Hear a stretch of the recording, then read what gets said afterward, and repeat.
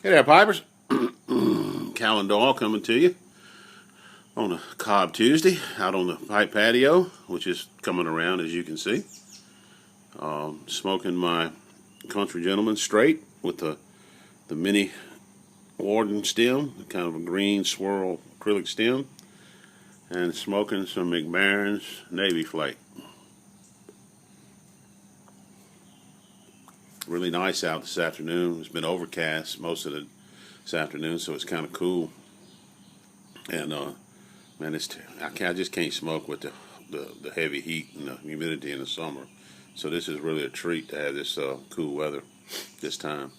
But I thought I'd just come and do a little chat for Cobb Tuesday. I was thinking that I was loading this pipe up. You know, I like the last time I was smoking Peter Stokely Luxury Navy Flake, and this time I'm smoking McBaron's Navy Flake, and another one that I like a lot is Samuel Galworth Navy Flake. And you know, the whole story with the Navy Flake is that came from the old navies of long ago carrying this tobacco on board ship with them. And the two things that you hear most that they would take and put on this tobacco kind of as a preservative and a flavoring would be rum and molasses. And it got me to thinking how different and diverse these Navy Flakes are that you smoke from different manufacturers. The the Peter Stokely Luxury Navy Flake is a vapor, and I don't detect any rum note in it, and the perique in it is very, very mild. I don't pick it up either. And this one here, I don't know. I didn't look and see before I started the video to see exactly what's in the McBaron, but it has a more of a Virginia, sweet Virginia smell to it when you open it up. This one I took out of a pound package that I have, and it's got a just beautiful aroma to it, and I find it just to be kind of a mild Virginia.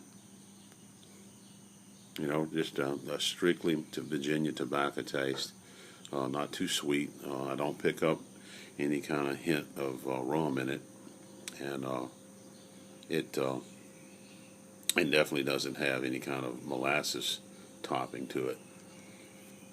And now the Samuel Galworth, by comparison, is totally different. It's a totally different Navy Flake. When you look at it, the flakes are, a rich dark brown, and it has a unique tin aroma to it. I can really pick up the rum from it. I don't pick up the molasses, but it has Latakia in it. Now, and I don't find the Latakia overpowering, but you can tell that it's there. You know, it's kind of like, it doesn't smell or taste just like a crossover blend where you have Latakias with sweetened Cavendish blends. But when you mix the two, it changes the taste and the aroma of the Latakia, and that's what I find with Galworth. Now, when it's made and it's whatever toppings are there, the rum and if they use molasses, I don't know. Like I said, I didn't go review it, but it smells like it to me. You can pick up hints of rum and molasses, and with that Latakia, and it was just making me think how diverse the Navy Flakes can be depending on what manufacturer you use. If you've never tried that Samuel Galworth Navy Flake, I highly recommend it. Now, it'll come either in a large package or in a tin, and every time I've ever had it, it's been pretty moist and requires some drying time. But I really find it extremely enjoyable. So and it just was making me think of how diverse these tobaccos can be with the same names. Some can have perique in them, some not have perique, some have Latakia, and they all consider them a Navy Flake. But the whole idea of the Navy Flake is really interesting in how the sailors put rum and molasses on these tobaccos, and kind of helped them, I guess, as they were at sea, and then in exposure to the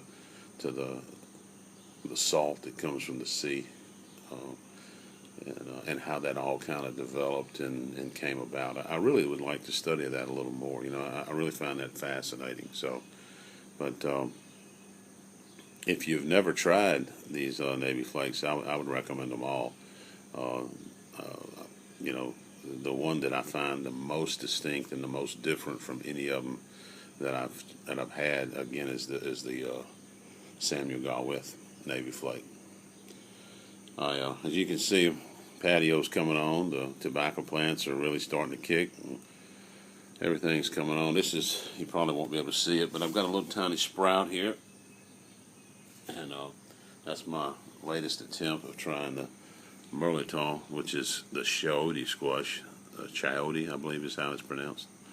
So we're going to try one more time to get that going. I planted some, and we got drenched with a monsoon type rain, and it didn't make it through. So I'm going to give it one more shot and try to do them with a container. And supposedly they'll grow, if I can get them up and get them going, they'll vine all the way, and then actually make fruit and set fruit somewhere here, probably late October, November. You can actually harvest. So I know it's one of the things locally here around Thanksgiving. You have a lot of Merleton dishes, and that's because they're coming in and they're plentiful. So, but guys, coming from the pipe patio, till next time, everybody just get your favorite pipe or your favorite cob, briar, whatever you prefer, meerschaum, don't matter what day, and load it up with a tobacco of your choice, and just keep them lit, keep them smoking.